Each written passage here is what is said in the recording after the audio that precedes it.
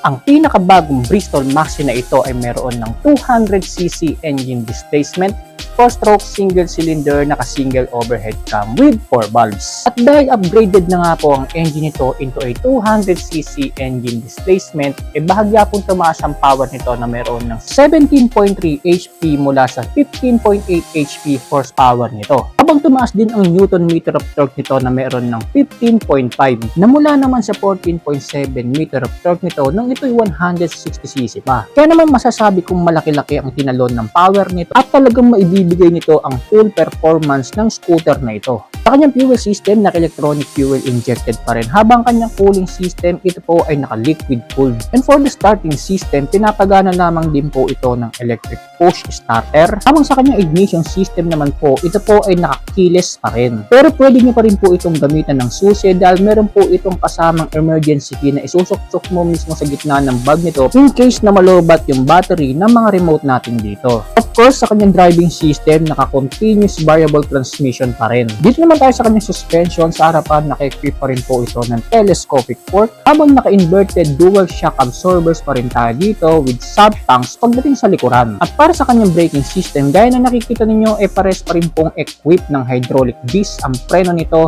harap at likuran. Naayon po kay Bristol Motorcycles, meron pa rin po mga safety braking features tulad ng dual channel ABS at traction control system.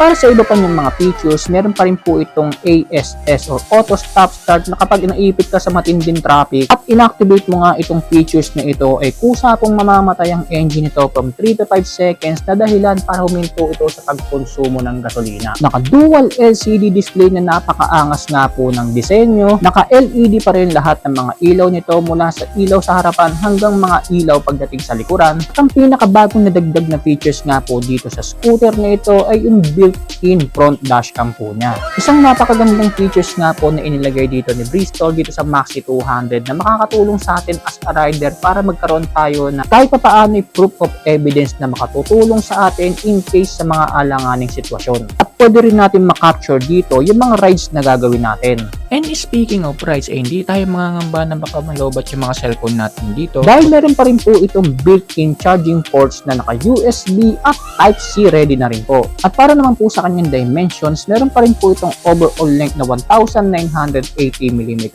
overall width na 810mm at overall height na 1,080mm. At meron naman po itong seat height na 780mm, habang ang kanyang ground clearance naman po ay 160mm. At ang kabuang bigat naman po nitong scooter na ito mula po kay Bristol ay 197 kilograms.